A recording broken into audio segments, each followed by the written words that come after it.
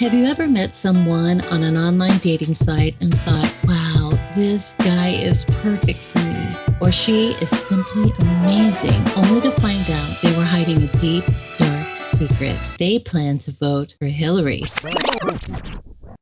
FreedomLovers.us was created for singles who want to exchange ideas and a love for freedom. People who are looking for solutions to create and defend freedom in the real world, and at the same time, getting that once-in-a-lifetime chance to find their true soulmate. Whether you are interested in meeting your soulmate, making new friends, networking, or hanging out with that like-minded liberty lover, visit freedomlovers.us. It's the first free dating site and community. So patriots, don't waste your time with other dating sites. freedomlovers.us is the place where like-minded singles really click. Here we go, guys. This is the final hour. You're listening to Love, Guns, and Freedom with Luca Zanna on K-Talks 1340 AM. This is the hour about love, but I tell you, there's so much information, vital information that I want to share with you, that it's all about love, love for freedom, love for our communities, love for our country, love for this republic.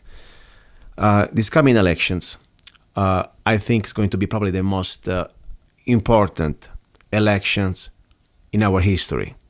America is already almost radically changed in a way that almost hard to believe. I mean, I came here not even 18 years ago. I wasn't born here, as you know, and I see a new America that I do not recognize. It scares the hell out of me. It scares not just for me, for us, we are here, but for who is coming after us. I really believe it's up to us now. It's happening under our watch. So it's up to us to stop this trend of evil, of complete control, complete tyranny, and restore the republic. How do we do that? I really believe it all comes back to county government, local government. And especially in America, that we have still the position, the constitutional position of the constitutional sheriff, elected sheriff, the constitutional sheriff.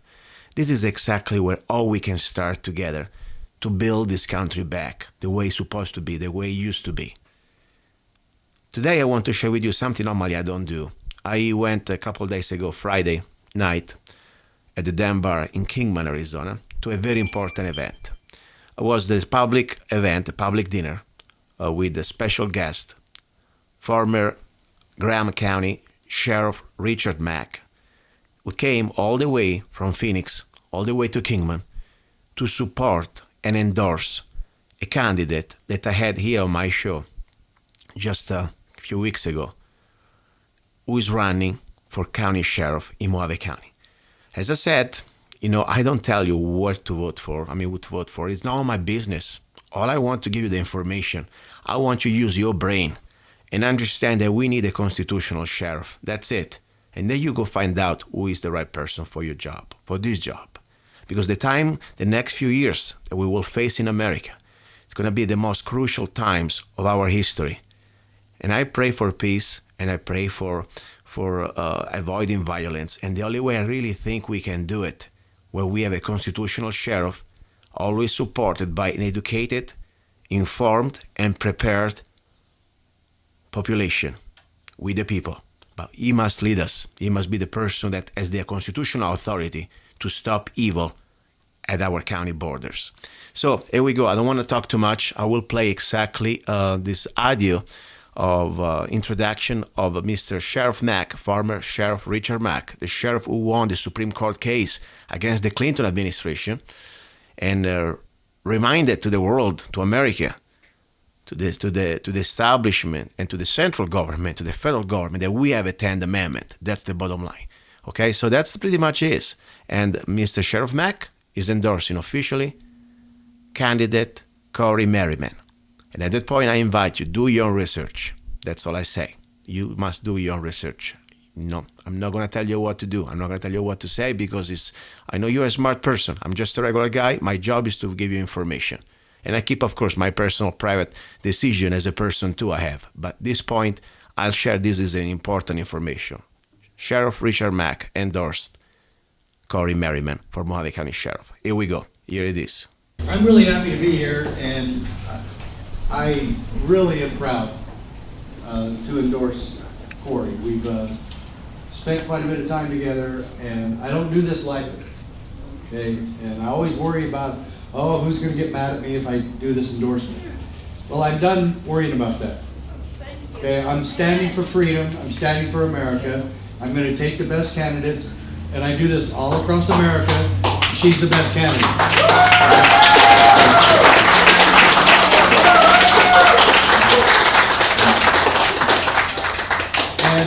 And it's not because she has business sense. It's not because she's a woman. It's because she'll be a constitutional sheriff, and she has the courage and guts to stand against Goliath. Now, I've got a book back there called Are You a David? And I have determined that this young lady is a David. She has the courage to stand against Goliath, and not only that, she knows who Goliath is. And that's what the book actually says. And it describes for you, defines Goliath today. And we must have true Davids who will stand just as the shepherd boy did. And you don't have to have the same ending. You don't have to kill Goliath. You just have to make him irrelevant. And that's what we'll do. Okay? So I have, and I'll start this off with an article that I have, and I don't even know this periodical or if it's just on the internet. Somebody sent this to me. I copied it off. I never investigated the source, but it's High Country News. Okay, get this? High Country News. So I was wondering, now get this, I was wondering if it was from Colorado.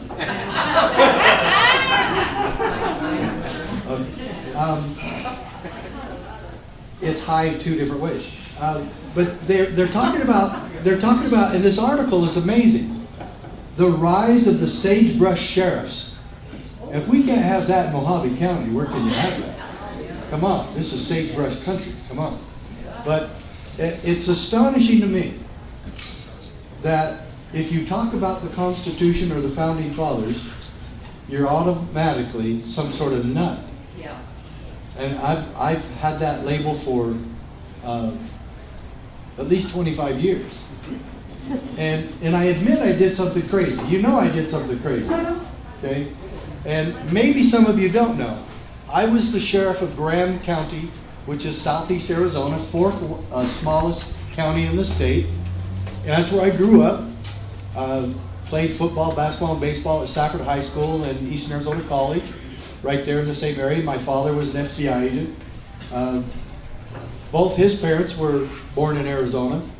All four of those above them, my great-grandparents, were all born in Arizona. So you might say I've got some ties to Arizona. My mother goes the other way, up through Utah and then back east. But I'm always trying to play down that I'm the only sheriff in American history to sue the federal government. And I admit that was crazy. Sheriffs don't do that. It's only happened one time in American history. I did it. Okay? But now you might think, well, I can understand you doing that, absolutely, because I sued the Clinton administration. You would have thought somebody would be suing them every day for one thing or another. And not just Monica Lewinsky. You know? It's just, it was, and so people kept saying, that's not your job. We just want a sheriff. You know, you're supposed to help old ladies in the crosswalk. You're supposed to stop the drug problem. You're supposed to investigate crime, and you're supposed to be a figurehead for keeping the peace in our community. It's not your job to fight the federal government. And I reminded them all, and I'll remind you the same, and it's another reason why I'm supporting Cori. Because no matter how many people in my community or across this country say, that's not your job, I remind them of one simple thing. Before I could assume my position as Graham County Sheriff, after I won the election, I had to raise my right arm and swear an oath. Amen.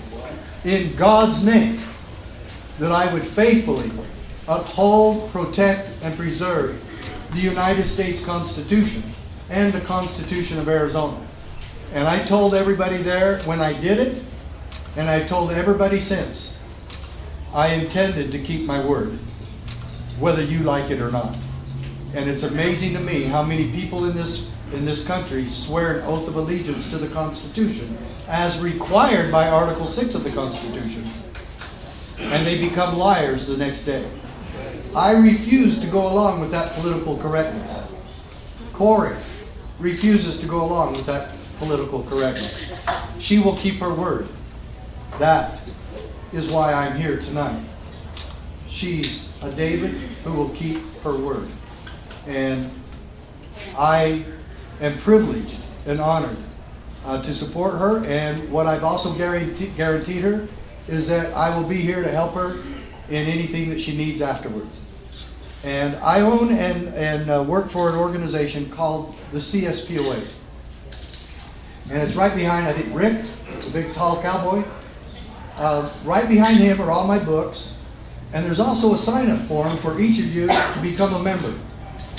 And I asked Cori specifically, do I have your permission to get memberships while I'm here? And she said, absolutely. And you know why? Because this goes hand in hand. She's a member of the CSPOA. We're trying to get more sheriffs. What we do full time is we train sheriffs and law enforcement to be part of this. And the very last part, he's talking about, and I'll read the first name here, San Juan County Sheriff Rick Eldridge. And they're talking about some things, how they stood against the BLM. And maybe some of you ranchers are starting to pay attention to that now. Yeah. And then finally, at the very last sentence, they said, well, Sheriff, do you consider yourself a constitutional sheriff? And this is his response. I do. I thought every sheriff was supposed to be a constitutional sheriff. Yeah. And then he added 3 words. That's our job. And he gets it. Because when you promise in God's name that you're going to be a guard of the Constitution and you swear an oath, no matter what your opinions are, you have to keep that oath. Do you want a sheriff who will keep his oath? Do you want a sheriff, or do you want a sheriff that will allow the federal government, Goliath, by the way, the true Goliath of the day, that all the federal bureaucrats from Washington, D.C. can come into Mohave County and do whatever they want? Now you tell the rest of the people in this community, which sheriff do you want?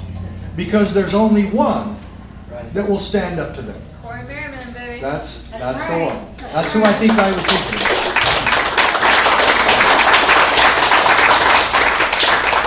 And we have lots of sheriffs that have done lots of wonderful things. You know who is a member and one of our honored sheriffs of the year? And we'll be looking for a 2017 right after you get in. In 2013, a man, maybe you've heard of him, Sheriff David A. Clark Jr. from Milwaukee. Well, Sheriff Clark, just so happens, is a very huge part of the CSPOA. And he was so honored at our convention in St. Charles, Missouri, in the summer of 2013. And lo and behold, what happens while we're there?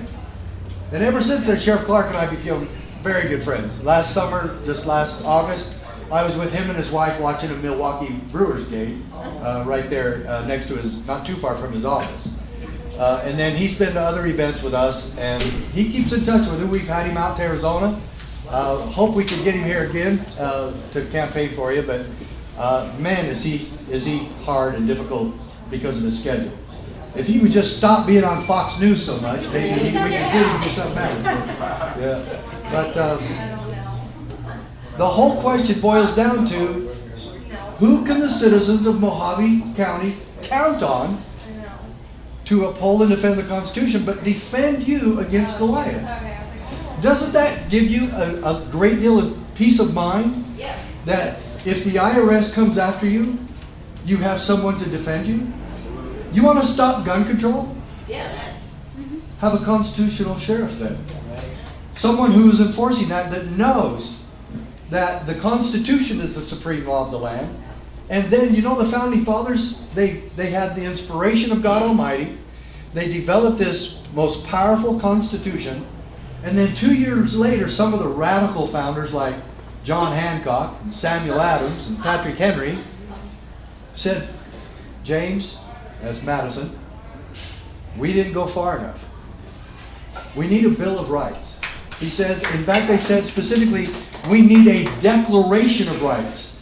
Do you know what their intent was? Do you know what that means? That means we didn't put in front of all kings, all leaders, all presidents, it doesn't matter if it's Obama, Clinton, Bush, whoever, it doesn't matter. So they will know there is a list of what I call the untouchables. You cannot touch these. They're not available for legislative prerogative. They're not even for you to consider. They're here for one thing, that to secure these rights, you are instituted among men. Government is instituted among men. That is a very religious statement. Defending the God-given rights that we were blessed with when we were born here. And so, you know, when the founders met after that, James Madison actually was mad at first. He says, all that work, and you guys don't think we did enough? And he realized that they were right. So they called everybody back. They developed the Bill of Rights. And you know, how many would we, if we were right now going to form the Bill of Rights? Right now, not back then, right now. How many would we come up with that government could never touch? Land and guns would probably be on the first two, right, wouldn't they? But they're already there, actually. And the founders back then, right after all the abuses of King George III and the Revolutionary War and all the cruel and unusual punishment, they came up with 189. Outstanding. Yeah, I know. But there was a lot of overlap and duplication a little bit, and they dwindled them down to 12. And then the states, the real power, along with the people, ratified 10. And of course, we know there's more than 10 principles in the 10 First Amendments or the Bill of Rights, don't we? Because there's 5 in the first one. Right. There's 5. And it's real easy to remember the first 5, isn't it? Should be. Freedom of religion, freedom of press, freedom of speech, right to peaceably assemble, and the right to file grievances against government. Government doesn't think you can file grievances. Right. When she's in there, that'll be a lot easier to do.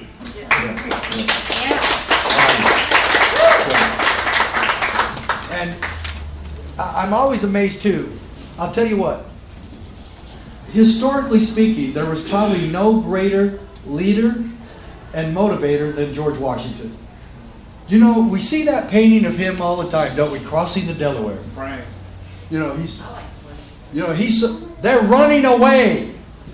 They're running back to Valley Forge because the redcoats are right on their tails.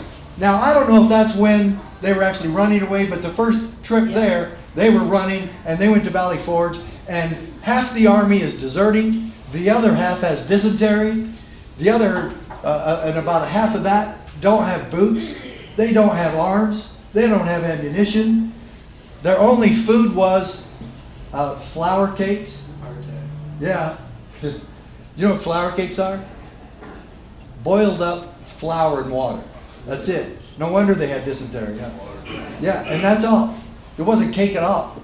And so Washington gets them in there, and he's finally letting them rest. And some of the wives, including Washington's wife, are sewing clothes and trying to help provide some relief for these poor guys. And Washington starts devising a plan to go back. And he says, how could I ever get these guys to go back? Our backs are to the wall. And let that be a lesson to you. What do we do when our backs are to the wall? You attack. You attack. You fight. And so, what did he do? He passed around probably the other greatest motivator at the time, Thomas Paine, the American crisis. These are times that try men's souls. The sunshine patriot and summer soldier will, in this crisis, shrink from the fight. And he had him read that. And it got him up. And in one part, he says, it's really kind of funny how it fits so much today. Thomas Paine seemed to be just exactly describing the things that are going on in our country today. And he says, how is it that we punish on the one hand and pardon on the other? The same exact abuses. What does it signify to me? And I had to kind of read and study. What does he say? What does it signify? In other words, he said, what difference does it make to me if he who kills me, robs me, and destroys my home and burns me out, if it's a common highwayman, common criminal, or a king, or lots of his men? In fact, he said the king had an army to enforce his tyranny. I worry that we have that too much today. And my Supreme Court decision says so many amazing things. It's back there too. And you get this free when you become a member. And this is a $400,000 document. You think I'm kidding, don't you? No. It costs about 50 cents to copy this, to make copies of this. But how much do you think it costs to go to the Supreme Court? And it was kind of a miracle. It wasn't kind of a miracle. It was an absolute miracle. Some small town sheriff from southeast Arizona takes on the Clinton administration and wins. You know the miracle I'm mentioning right there. I sued the Clintons and lived to tell about it.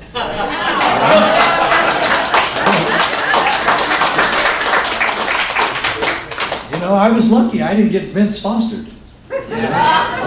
So God has watched over me in more ways than one. But in this tremendous little 16-page book that I put together of the case, it actually gives Scalia, God bless his, rest his soul and God bless him. Scalia wrote the decision. I saw the Supreme Court, 1996, December 1996. I was standing there, right, just about that far from you to me was James Brady, for whom the Brady Bill was named. He was very gracious. I talked to him. He shook my hand, said he really admired me for what I was doing.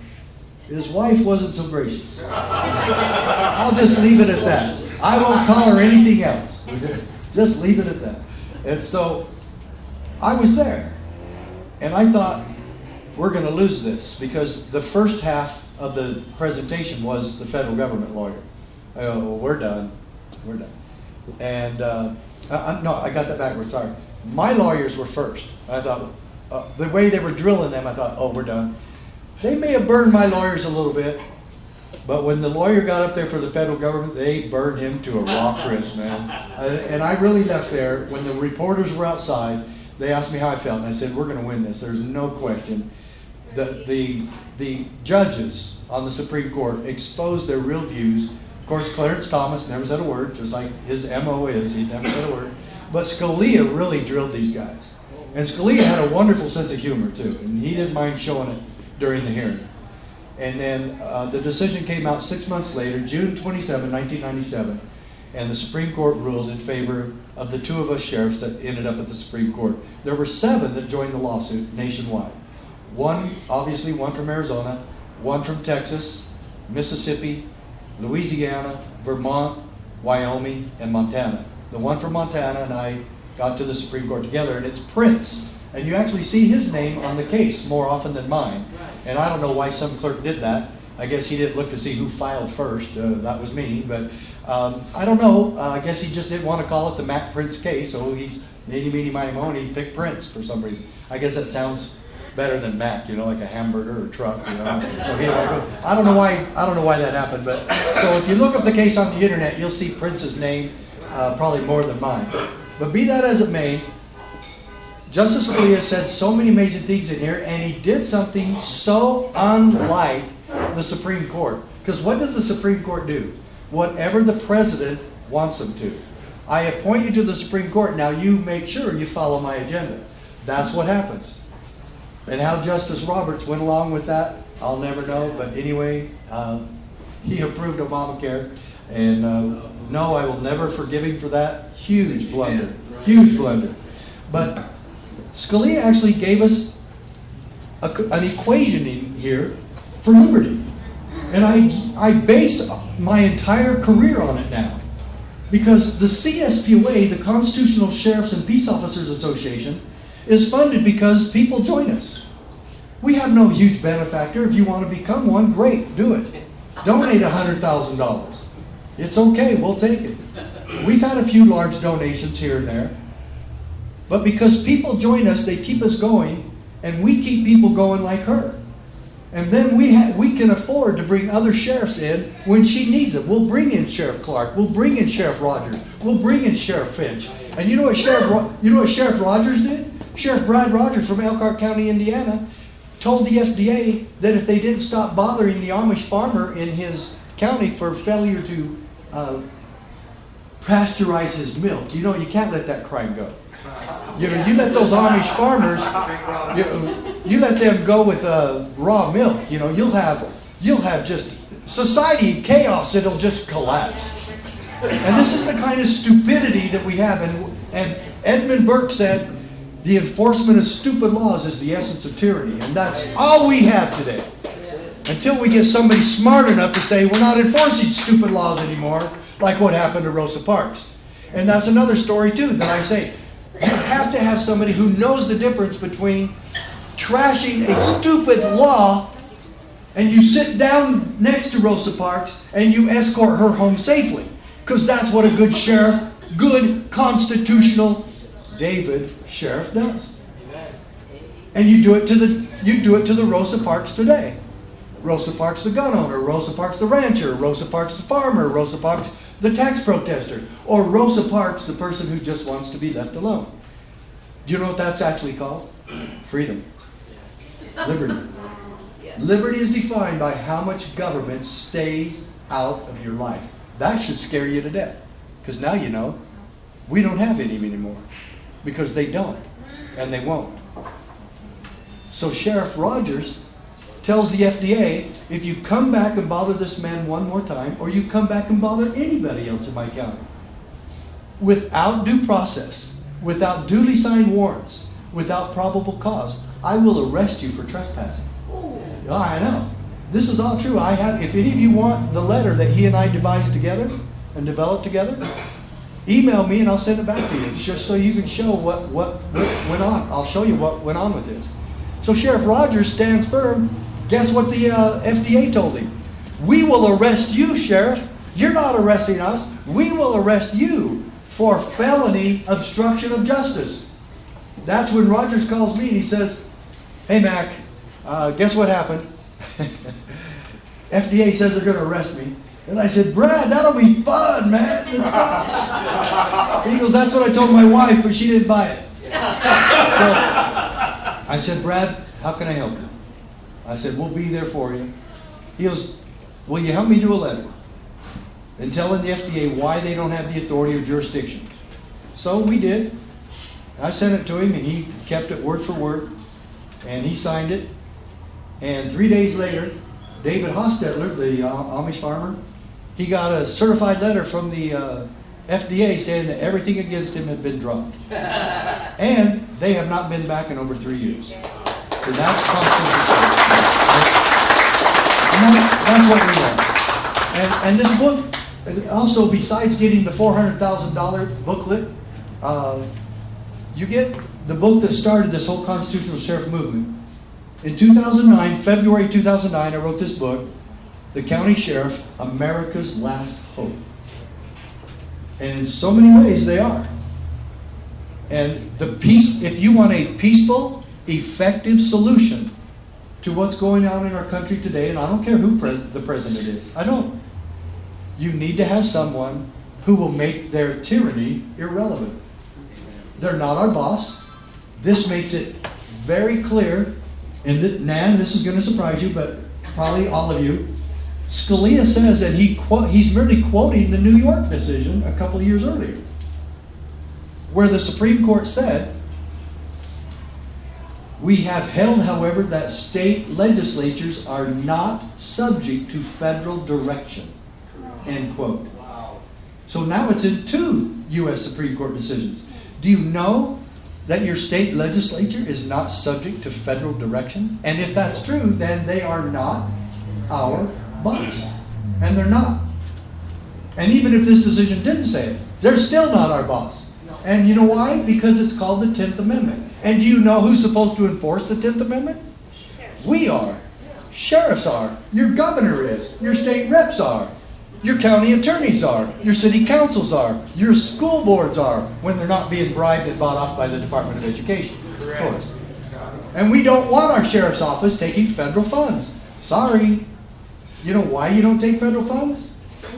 Then you don't have to do what they say again. Because all of those funds have conditions upon which they are granted. Okay? And that's also in here. And then Scalia finally says, the federal government only has discrete enumerated powers. And that is rendered express by the assertion of the 10th Amendment. Can I ask you a legal, lawful, constitutional question? Who is supposed to constitutionally and morally and lawfully enforce the 10th Amendment? Enforce states' rights? Enforce state sovereignty? Is there any way that could ever be the duty of the federal government? No. It could never be. They have nothing to do with that except to try to destroy it. And they have. And then Scalia says, a healthy balance of power between the states and the federal government will reduce the risk of tyranny and abuse from either front. When you came to this meeting tonight, did you want to know how to do that? Here's your answer. She'll have the courage to maintain a healthy balance of power between the feds and you and the state and her county. It takes leadership and it takes courage. Now imagine with me, and our goal at the CSPOA is to have 700 Sheriff Merrymans, Sheriff Rogers, Sheriff Clarks, Sheriff Finch, who nullified the arrest of a citizen in his county for merely having a gun in his pocket. And it was one of his deputies. So he threw it out, said, you're free to go. We don't do that here. And then the deputy went and tattled to the state police. And they came in and arrested Sheriff Finch. And guess who came out there and did a fundraiser for him and went to his trial? The CSPOA. And we will be there, and we are doing this full time. And now I'm asking you, join me in that holy cause. Become a member. I want her to get more money out of this evening than me. But we go hand in hand. She knows it, and the other sheriffs who've worked with us know it as well. If you join, we become that much more powerful. You help fund what we do next month.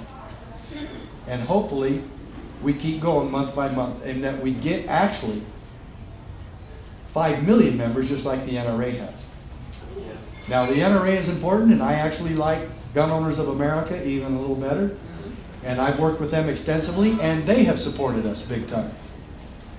But if you want boots on the ground, we're not a lobbyist. GOA and the NRA are lobbyists. We're not lobbyists. We're an educational organization to stand for liberty. We educate, we motivate, and we stand with others who are standing. And we put ourselves in the way. Just as Madison and Jefferson said in their Kentucky and Virginia resolutions, you interpose on behalf of the people to make sure they're not being victimized by the federal government. Jefferson and Madison knew that way back in 1789. It wasn't any different then. They knew and understood the tendency to steal power and to become tyrannical. And that's why they divided everything up. Now get this, and I'll close with this. I've got a lot more I could say, but I'll tell you what, I'm really grateful to be here. Now one other thing. Time Magazine. Now I can count on one hand how many times I bought Time Magazine. I'm sure not telling you to go buy a Time Magazine. I'm not advertising. advertising Time magazine. This guy in the front, his name is Dick Carver. He signed it for me. There's his name right there. Dick Carver was a friend of mine. He was a county commissioner in Nye County, Nevada in the 90s. Dick Carver died about 11 years ago with a brain tumor. He and I spoke all across America talking about freedom and how we stand and do this. He loved constitutional sheriffs, absolutely loved them. But he was a constitutional county commissioner. And it says, don't tread on me, with all of his family standing behind him in his county, in Nye County. Nye County is just west and over the mountain from Las Vegas. And they had a road washout during a flood. And the Forest Service wouldn't let them repair it. They just want to put it back to where it was. They're not paving, they're not hurting, they're not cutting any trees down. Oh, you know how you can't do that. And he says, we're just going to fix it. Finally, the here it's Board of Commissioners, the county commissioners voted unanimously, 3-0, to go and fix the road. Well, it just so happened, he ran a heavy equipment company. And he took his bulldozer or backhoe, can't remember which one. Probably his backhoe. And he went up there, and he's going to fix the road. Probably going to take him an hour and a half. And the Forest Service is there with 2 or 3 agents, but there's 150 people and 2 deputies there.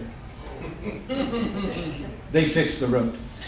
And you know the funny thing of it is, it didn't hurt anything, except the pride of the Forest Service. Right. And they got in the way. The Forest Service got in the way one time.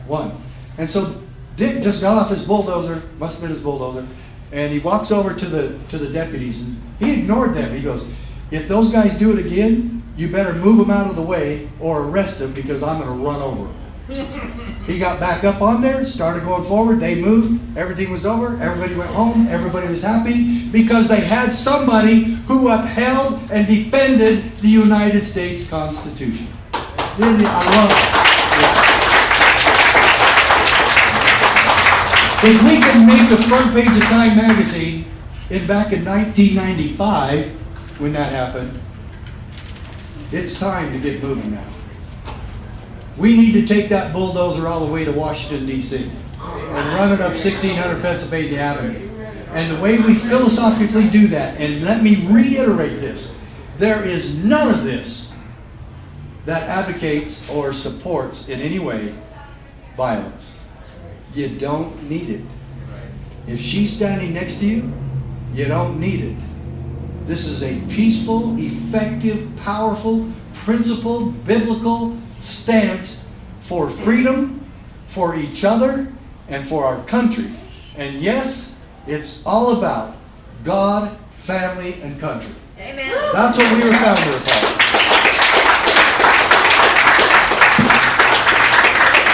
So, in this wonderful, amazing, most powerful 10th Amendment decision, I'll close with this part.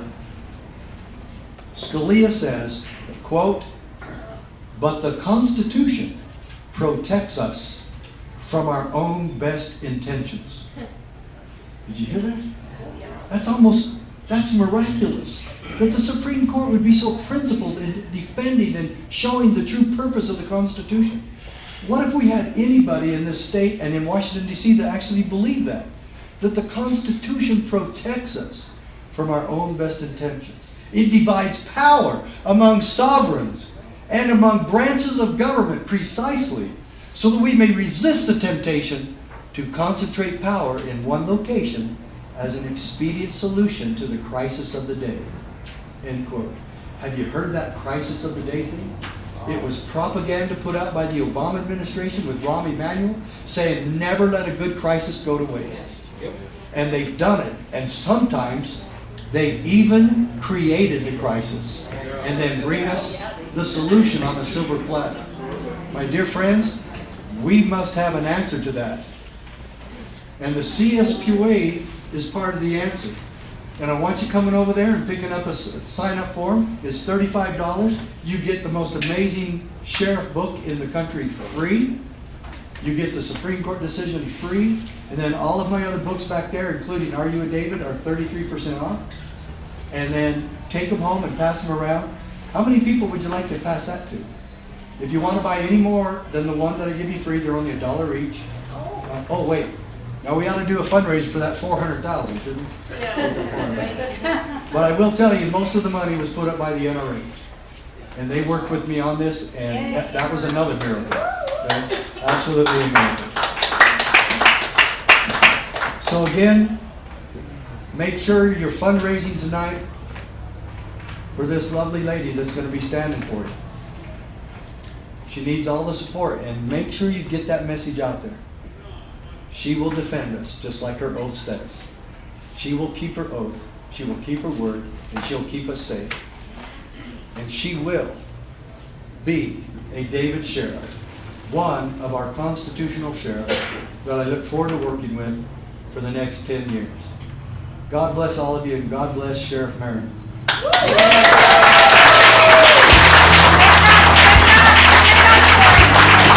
You're listening to Love, Guns and Freedom with Lucas Zanna. All United States, .fm network.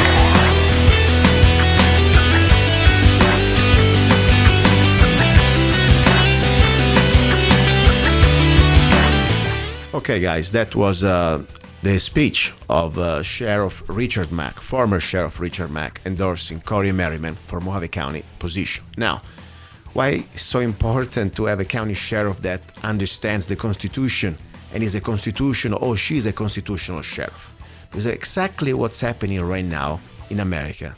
We are under tyranny. We are already under martial law. Maybe they are not knocking down on your doors right now. Maybe you are not there in the dungeon. Maybe you are not there without bail, in isolation 23 hours a day, facing 107 years in jail like we had before the case with that poor bastard, okay, of Eric J. Parker and many other people like him with no previous criminal records, okay? For example, we're talking about Eric. He has no record, just for a conspiracy. And, this is very dangerous, what's happening right now.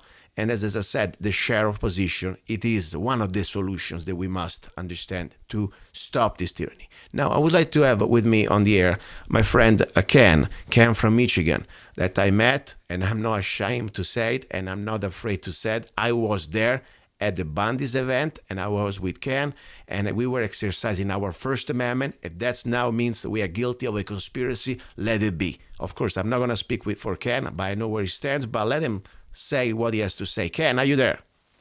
Oh, absolutely. I feel the same way you do.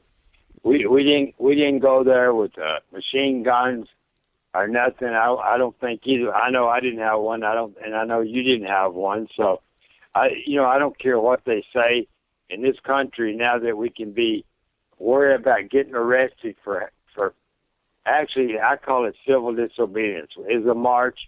We went down there to tell them, no, you're not going to keep stealing the cattle. And they point guns at you. And, like Michelle Fiorino said, that when they point guns at you, expect to get guns pointed back at you. And there were some people there that was there for that reason, to make it sure that people like me and Lucas standing right by the front gate, we didn't get shot. Exactly. And that's why we didn't get shot. Exactly. And the sheriff wasn't doing his job. It's too bad he didn't, but he didn't. But I'll give you kind of update on Pete Santelli. Yes. They just moved him down. They just moved him to Nevada now to face charges down there. And before he went, the reason he had to go to Nevada was because the judge was going to release him in Portland, Oregon. Mm-hmm. But before he could get released, he had to take a psych evaluation. And she said, if the doctor says he needs drugs, it's going to be court ordered. Wait a second. Wait 1 second, because I already know the story, but I need to put a 1 second a break here to make sinking into our mind exactly what you just said. Okay. The judge said, try to repeat it like we are at elementary school. The basic, that now Pete must go through a mental evaluation. I met Pete many times. Probably you did many more than me. You spend more time, and we may have agreement or disagreement. I know that we have our own issues, but I remember Pete is not crazy unless something happens to him meanwhile, but I don't think so. Now, my point is, just because we disagree with the government, or just because we talk about topics that the government doesn't like it, now we are crazy, or they try to label us as crazy. Exactly how the judge came out with this idea that now Pete Santilli supposedly is crazy and is supposed to go through forced medication. Please, what do you know about this? What I know about it, Luca, is if you disagree with anything the government says or what they're doing, then you're mentally ill. Wow. I mean, this is getting to be a big deal, and the people better wake up to it, because that's how they're going to label us. For him to have to go through a mental evaluation, nobody else had to go through a mental evaluation except Pete Santilli. It was because what he was saying, his First Amendment on the radio. Yeah. But he's got to go through a mental evaluation. Yes, and let me exactly say this. This is so important because we must understand what's happening right now.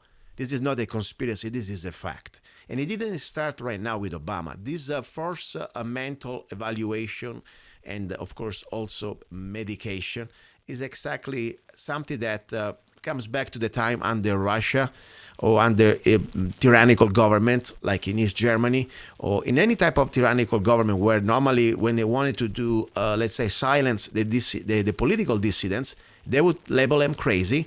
And if they were lucky enough that they didn't kill them on the spot, they would put them in these sort of madhouses, and of course sometimes also drag them up so much that they become like zombies. That's what it's happened.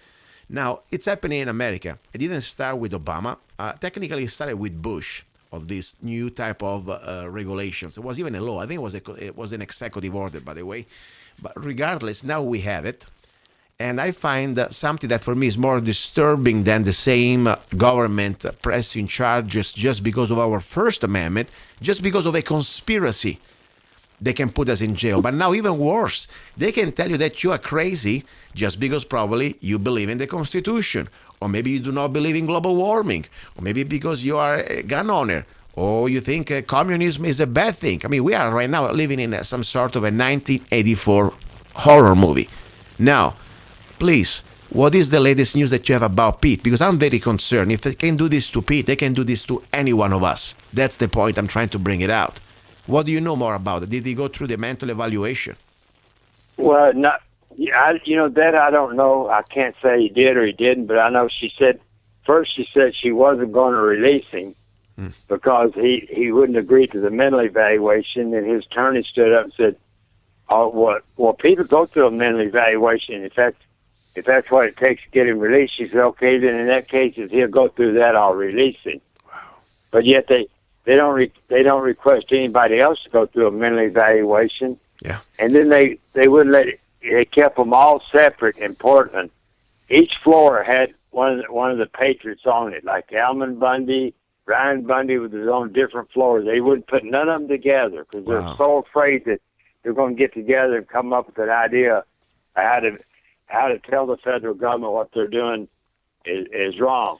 So they told Pete, well, the only floor we got open is a psych ward. So to get out of the cell, Pete took the psych ward. He told me, he said, "Kenny, I got along with them people, with them guys, and they're fine." He said, "A lot of them were hearing the voices." So I told him, "This is a government program. It's nothing to do with you being crazy." Wow. He said, "It's a government program." He said, "So I was in there educating them in there about the target individuals." I said, "Well, I appreciate that, Pete." Yeah. But he said he got along with, he said most of them in there, they didn't need to be drugged. Yet they had to get in line every morning to get their drugs and every night to get their drugs. Yeah. So they got them up in the jail instead of putting them in a mental ward. Oh my they God. put them in a mental ward in the jail. Oh my God. But Luca, let me tell you something. This goes a lot deeper. Yeah. Even our schools right now are taking 5th, 6th, 7th, and 8th graders and 9th. And if they say that, they call the parents and say your student, your son or your daughter is ADHD. Yeah. We need you to take them in, and they need to be on these drugs. The schools tell them they need it. Yeah. What does the schools know about what the kids need in drugs? Yeah. So they start putting them on, I don't know what kind of drugs it is, the Anarol or whatever it is, Prozac, whatever they put them on. Now the medical industry is making millions and millions of dollars. Yeah. Now the school gets more money because they're special needs now. So the school gets more money. Now, the next thing when Johnny or Alice gets up to, say, 18, 19, 20, 21, they want to go buy a gun. Yeah. There's nothing wrong with them. They say, oh, you can't own a gun. So this is a multi-headed, whatever they're doing, whatever you want to call it. It's a conspiracy. It's a conspiracy. It's a long get gun control. Exactly. It's a long-term plan, a conspiracy against the American people. Because first of all, the conspiracy starts even deeper. Because the baby, when he's just born, they wanted to give him immediately 7, 8 vaccines on the spot when the baby is still full of blood of our mom, still not even breathing. Not even a few hours later, they want to load them up with mercury and vaccines. And I am sure, and I'm not a doctor, but I don't need to be a doctor. I need to read the different medical and, more important, even official documents from the CDC and different. Right now, it's on the open. All this mercury and all this chemical garbage that they put in your little baby is such a high dose for a vaccine that anyway is a fraud anyway. Yes, I'm sure it's going to give you some sort of a slowing down your brain. I'm sure it's going to get retarded. That's what happened. That's why we have now all these different new diseases of all these kids. They're pretty much now becoming autistics. That's why we didn't have that 50 years ago. Wake up, people. Right. And now, of course, after that, they gave you another solution. So you're a little slow. You have, you say deficiency, attention deficiency or whatever. Boom. And then you get your drugs up. And then when you're 18, you cannot even have anymore your basic rights, like a Second Amendment right. This is so important. But what I'm really concerned now, it is, first of all, I want everybody understand. I already said during the first hour, this is not anymore about if you agree or not with the bandits, with the grazing rights and the BLM. Now this is about due process. This is about now for some of us political dissidents, just because we speak up against the government or we have our own opinion, and tomorrow could be anybody else on other issues, they can lock you up. And you can face charges that not even if you commit a robbery or if you commit a murder, to face 107 years in jail, like Eric J. Parker, okay, that he had no previous record. The guy is like a working man. He's a working man, a family man. All he did, as you said before, he was standing on that highway, on that bridge, being sure that we didn't get shot.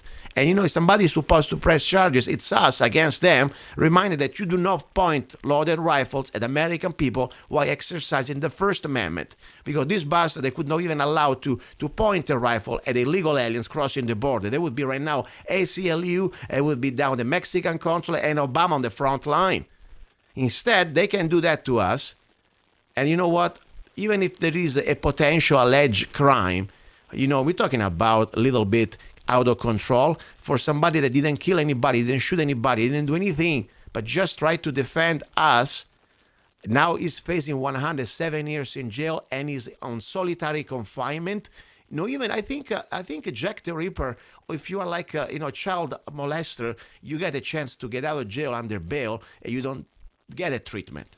And now what you tell me about Pete being forced to go through this mental evaluation, and if the judge or the funny doctor, that the psychiatrist say, yeah, he's crazy. He doesn't believe in global warming. Oh, yes, he's crazy. He believes in the Constitution. Boom.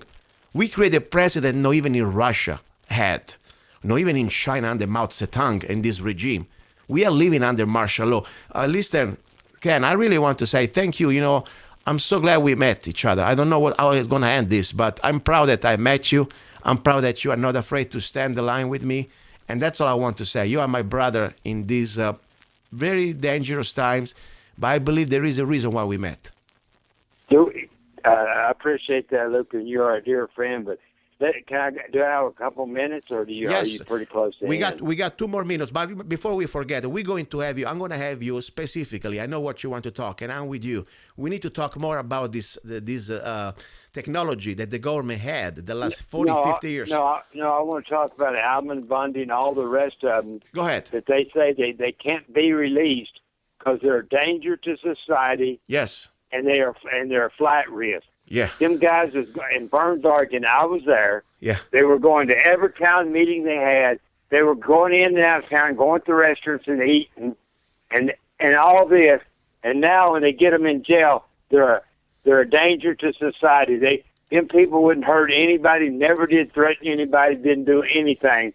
and they're a flight risk. So they wasn't running then, and they ain't running. But yet they're going to be in jail for maybe 18 months before the trial even starts. What country are we living in, Luke? Exactly. But, I agree. I'm being sarcastic now. Yes, they are really dangerous to society. You know why? Because they're spreading the truth. Because they're talking about things that probably the average American is not aware of. When you start to talk about things, yes, you're dangerous to the establishment. That's like a bad antivirus start to break the matrix. The matrix. That's what they were doing. That's why they're so dangerous. That's why I really believe Lavoie was murdered, because he had a great case here in Mohave County. I interviewed him in September before all this happened, and he was standing up against the BLM, and he was asking for help to the county government and to the sheriff, and he wanted to switch the fees, the grazing fees, from the federal government BLM to pay directly to the county. Very dangerous precedent that. If that was going to happen, the BLM, they would have a really bad day, and so the federal establishment. So listen, I want to tell you something. First of all, thank you to not be afraid, because I know many people now that are running scared, and that's a normal thing to do. I understand, but we're here. And then I tell you something, you said before, we didn't have guns. That's fine. But even people had guns there. This is of course, my humble opinion. In the state of Nevada, that part of Nevada is called the Second Amendment. You're allowed by the state law to have an open carry. So that shouldn't be a crime, okay? Absolutely, Buck. And look, they shouldn't be arresting anybody that had a gun on them. Exactly. Then why don't they go arrest all their officers that was pointing guns at the Bundy's head and our heads? Exactly. And everybody else's heads that was our peace. If they turn around and point them at people with the guns, they knew what that would get them. So they wasn't stupid enough to do that, but they're pointing them at us because we're protesting what they're doing. Exactly. Listen, I'll let you Sad go. day in America. Ken, thank you very much. The show is over for today. Guys, please get this broadcast, get the YouTube, spread it around. We need to elect county sheriff that they are constitutional, and we need to let everybody know what's going on in America. We are under tyranny. It's our duty to take it back. You've been listening to Love, Guns, and Freedom with Luke at Zanna. Thank you, and God's willing, I'll talk to you next Sunday. Wake up, America, before it's too late. They're trying to make you fade away. They're trying to kill your faith. Every day you're invaded, your soil desecrated. Politicians turn their back. You're under attack. You're under attack. They're trying to erase your borders. The UN wants to give you orders. They're trying to sell your pride. It's time to wake up.